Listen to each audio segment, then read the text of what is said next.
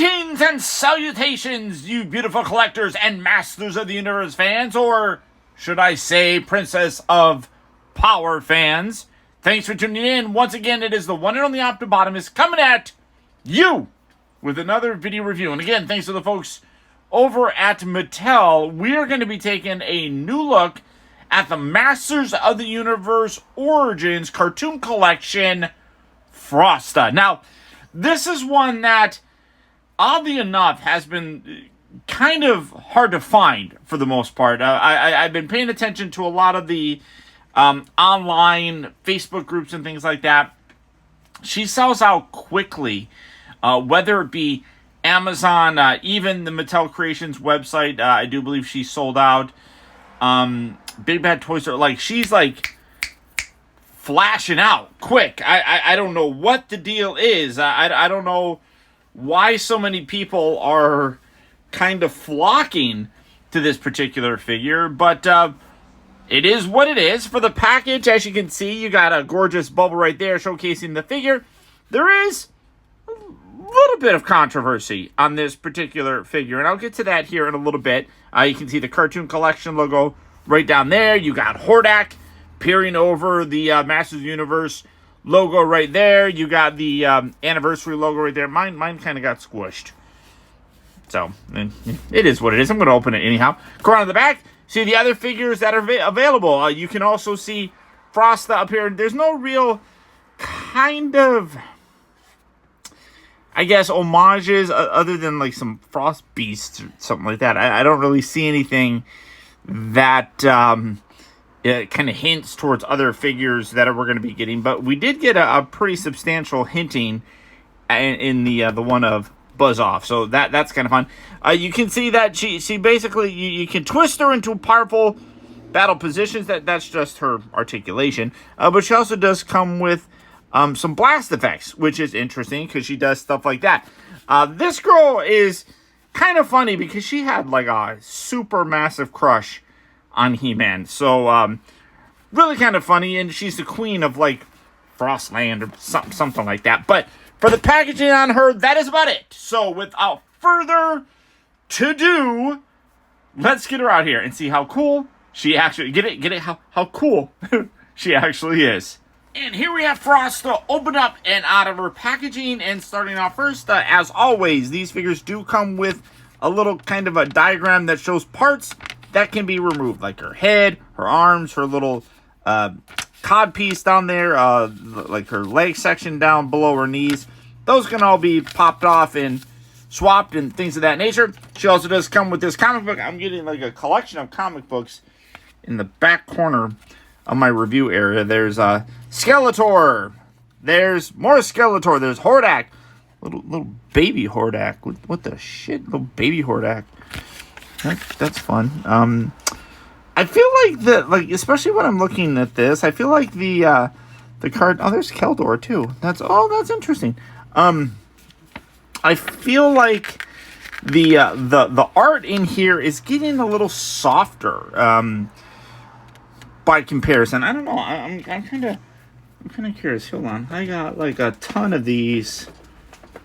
Where are they at? Hold on. Here we go. Oh, this is from Ninja or something like that. Who's this from?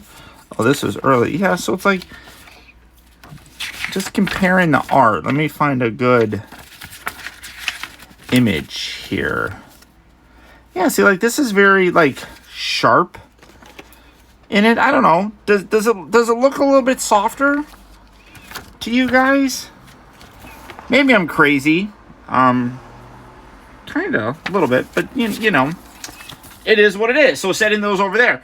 Now, for the figure herself, extremely well done. She looks fantastic. Like I talked about, there is a bit of controversy with her. You can see that she's got these little blast effects that just kind of are like little curly cues, which that's fine. I have no problem with that at all. That's kind of cool. You can see that the little translucent bits. I mean, I could use...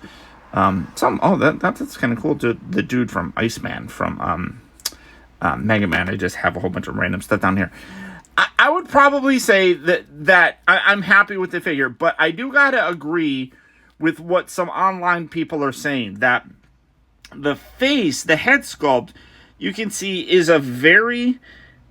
she's got a very strong jawline here. It's a very squared off kind of face right there. Frost in the cartoon, had a very much more like tapered look. Like if you did this, like she had a much thinner face. So if you did that and like kind of covered that up, that's a little bit better if you just go like that. It's not bad or anything, and I'm wondering if this is a situation where they might reuse this head sculpt for somebody else. Who could it be? I don't know, honestly, but I'm wondering if that's what their intention is. It's still a good-looking figure. Don't get me wrong. I'm still very happy with her. But I definitely think that the face sculpt there could have been done a little bit better, a little bit more on point. The overall look, though, you can see that she's got her very frosty kind of outfit here. Like I said, this section here, you can normally, yeah, there we go. That whole section, that entire thing kind of removes, maybe, that's interesting. Like I said, it definitely seems like it's a figure that it's going to be repurposed kind of thing. So you could do that if you really wanted to.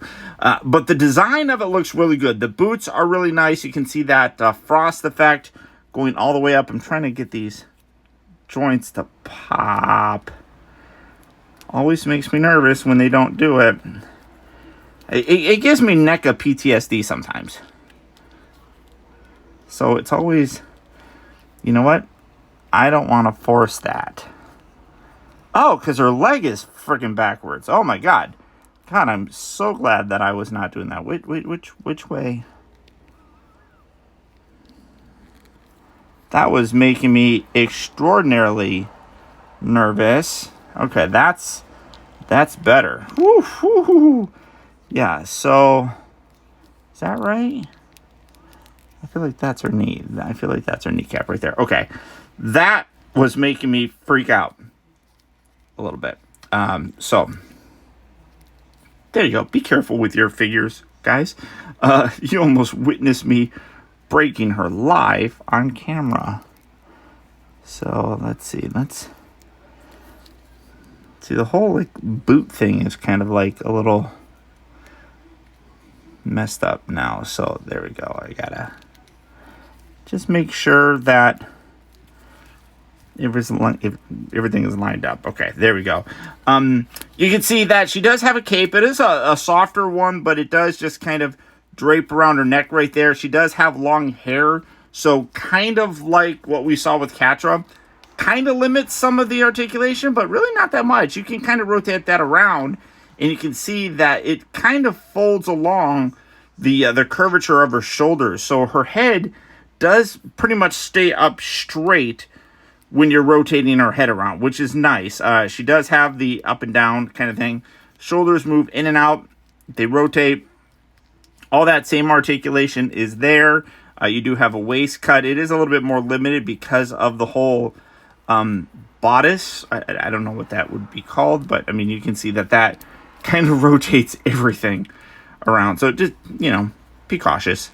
In, out, all that bends at the knee, rotates at the knee. You do have a boot cut that does rotate. The ankles do pivot forward and back, and then they do have like the hacky sack thing. So because she does have the heel thing, you do have to be a little bit more careful when you're doing it, but you can see that the balance is still actually pretty good on her once you get that lined up properly. So the overall design of the figure looks really good. I definitely do think, though, that it is something that we're probably going to see again in another female character. Who knows which one that might be? I mean, we have been teased with Adora. I don't really think that she looks like Adora, although I mean, they could possibly like put a different hair piece on there. I don't know. But it's definitely something that is possible to see. But I could see like Adora, I guess.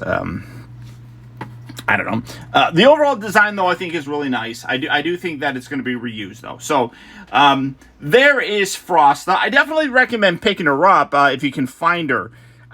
Like I said, right now, for some reason, she is really hard to find. I think that it's a case where she might be a difficult one in the grand scheme of things to pick up for your collection. So if you do see her, if you see her on Mattel Creations, Big Bad Toy Store, Amazon Entertainment, or any of those places, don't sleep on this one. I just got a feeling that she's going to be hard to find. So there you go, guys. There's my look at the new Masters of the Universe Origins Cartoon Collection FROSTA. This video has been brought to you by the incredible folks over at Mattel. Huge thanks to them for sending this particular figure out to me so I can review it for you. If you enjoyed the video, don't forget to hit that thumbs up button. Let me know that you like the video by doing things of that nature. I will also put links right here, this little card thing, where you can pick her up. Also down in the video description, I'll put links to, of course, Big Bad Toy Store, Mattel Creations, Entertainment Earth, Amazon, all those kind of places where you can find her, hopefully, and add her to your collection as soon as possible. Beyond that, my friends, that is about it. So again, I want to thank all of you for tuning in and watching. I'd love to, if you leave me a comment, I'd love to thumb up your comment, because you're thumbing up my video. So it's good to, you know, be reciprocate, I guess. You know, ba weep, krana weep, nitty bon.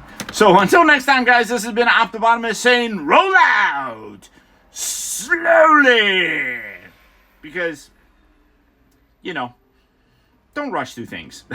I'll talk to you guys later.